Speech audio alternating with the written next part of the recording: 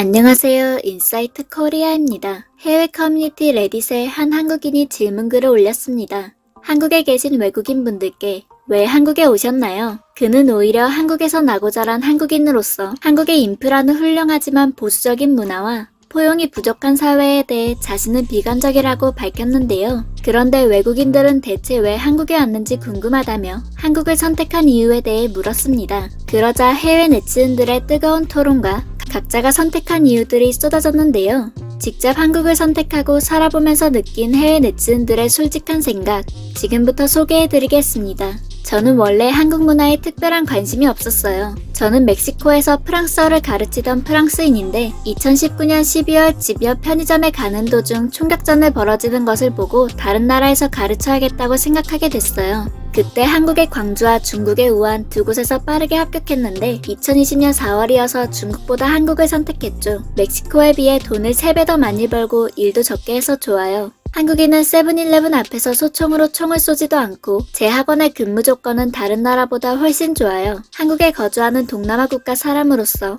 거의 모든 면에서 한국이 훨씬 더 좋아요. 심지어 서울엔 1년만 있었고 현재는 서울이 아닌데도 말이죠. 나는 여기서 훨씬 더 안전하다고 느껴요. 사실 한국의 교통 상황이 지옥 같다는 글을 종종 보는데요. 제 나라에 비하면 여기는 걷기도 운전하기에도 훨씬 안전하다고 생각되죠. 한국을 선택한 이유는 제가 경험한 모든 나라 중에서 저에게 가장 잘 맞는 곳이기도 했고 제가 한국 문화의 많은 측면을 좋아하기 때문입니다. 전 여기서 너무 즐거워요. 사회는 늘 변화합니다. 한국은 이미 최근 몇 년 사이에도 아주 많이 변화해왔습니다. 한국은 지구상에서 가장 살기 좋은 곳 중 하나예요. 한국인들은 스스로를 너무 저평가하는 것 같아요. 그들은 한국이 작은 나라이기 때문에 집값이 치솟고 높은 인구 밀도를 가졌다고 생각하죠. 샌프란시스코의 거리는 노숙자들이 거리 곳곳에 바늘과 오줌과 똥으로 가득 차 있지만 적어도 서울의 노숙자는 주변 사람들을 괴롭히지 않아요. 이민을 원한다고요? 왜요? 한국이 이제 막 발전하기 시작한 30년 전쯤이면 그럴 수 있을 것 같아요. 하지만 지금요? 한국은 삶의 모든 면에서 미국보다 더 좋다고 하긴 어렵지만 아주 좋습니다. 또한 미국에서 소수민족으로 사는 것도 엄청나게 어려워요. 당신이 말하는 보수적인 문화, 다양성과 포용의 부족 등과 같은 문제들은 어디에나 존재해요. 저는 미국, 독일, 한국에서 여러 해 동안 살았는데 적어도 제 생각에는 한국이 3개국 중에서 최고예요. 좋은 일자리와 멋진 아파트와 차를 가지고 해외에서 휴가를 보내고 많은 사치품을 감당할 수 있는 한국인들을 만났지만 여전히 한국에 불만족스러워 보이고 이민을 하고 싶다고 말했어요. 이유를 물었을 때 문제는 그들이 불안감을 느끼는 것 같았어요. 그들은 지금 좋은 삶을 살 수 있지만 쉽게 모든 것을 잃을 것 같다고 느끼는 것 같아요. 내가 그들에게 미국이나 독일에서의 삶이 더 이상 안전하지 않고 당신이 어디에 있든 계속 앞서고 싶다면 항상 서둘러야만 한다고 하지만 그들은 단지 나를 믿지 않아요. 언제든지 할 수 있는 많은 활동, 편리함, 모든 것이 빠르고 편리해요. 내가 뭔가를 원하면 그날 또는 그 다음날 바로 받을 수 있어요. 뭔가를 끝내고 싶어도 같은 날 가능해요. 나는 그런 것들을 좋아해요. 대부분의 한국인은 이것이 얼마나 좋은지 알지 못해요. 다른 나라에서는 그렇지 않은데 말이죠. 객관적으로 비교해봤을 때 우리나라 프랑스는 모든 면에서 아주 느리죠. 한국에서는 낮에도 밤에도 동일하게 안전하고 음식은 훌륭하고 사람들은 정말 좋아요. 저는 심지어 어쩐지 겉으로 예의를 차려야 하는 한국의 문화의 일부분까지 좋아해요. 한국에 대해서 별로라고 할 만한 것은 일에 관련한 문화뿐이지만 다른 좋은 면이 너무 많아서 저는 그것도 받아들일 수 있어요.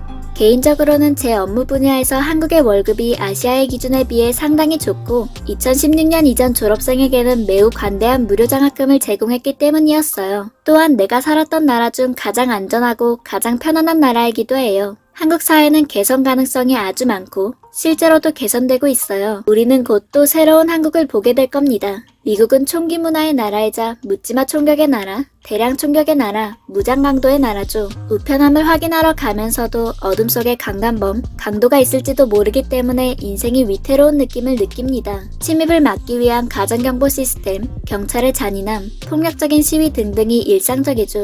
저는 40살이고 한국에 2년 동안 있었어요. 내 생애 처음으로 누군가 기관총을 들고 들어오면 어디에 숨을지 고민하지 않고 영화관에 갈 수 있어요.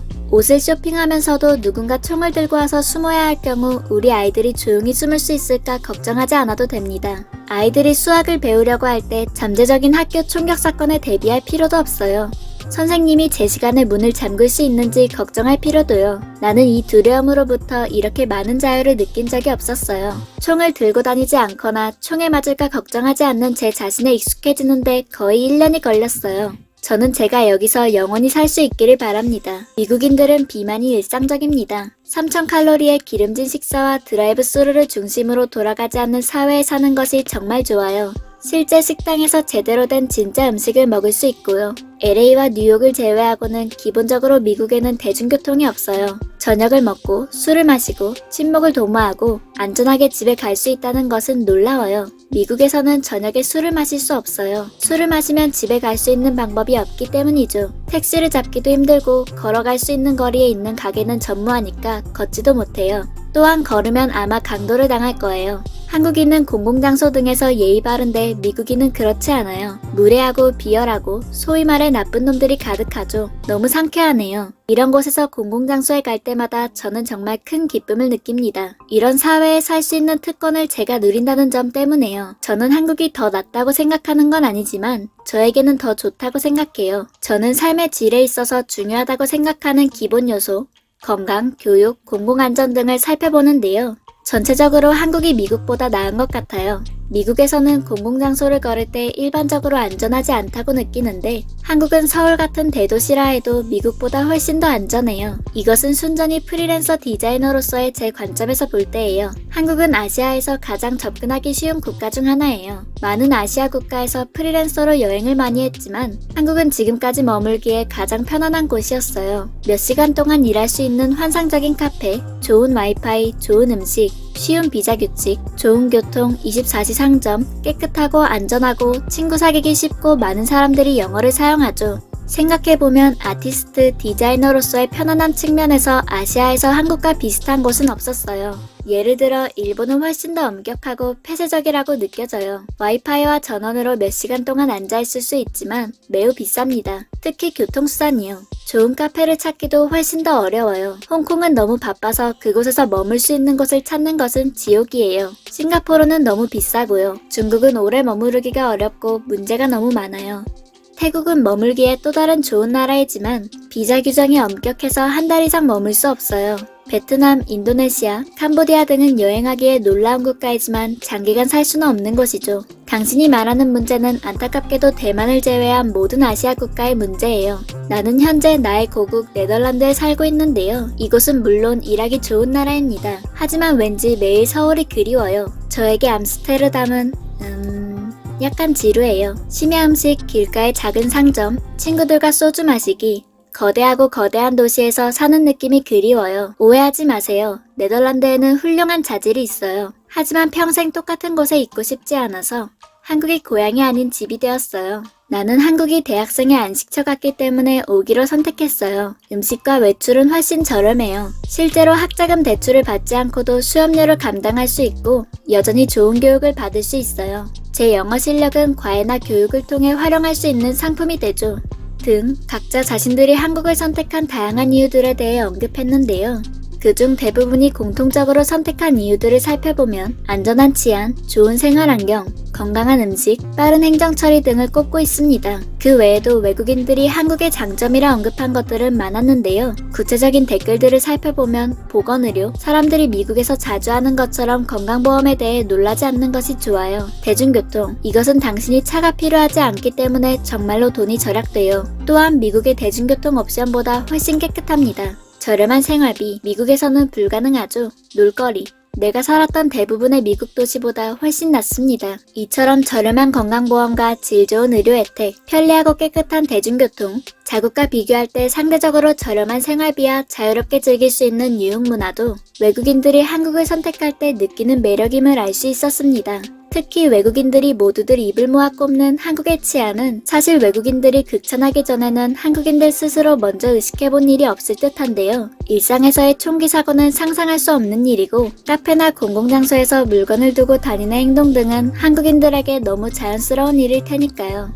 이처럼 외국인들이 한국을 선택하게 한 안전하고 편리한 생활 환경, 빠른 행정 처리, 건강한 음식, 편리한 대중교통 등에 대해선 정작 한국인들은 한국이 얼마나 좋은지 스스로 모르는 것 같은데요. 오히려 해외 이민까지 고려하고 있는 한국인들도 상당하다 보니 한국의 장점을 사랑하는 외국인들이 보기에는 한국인들이 한국을 낮춰 생각하는 태도를 이해하기 어려울 것 같습니다. 내가 보기엔 별것 아니라고 생각하는 일상이 누군가에게는 간절히 원하는 일상일 수 있다는 점 기억하면 좋겠습니다.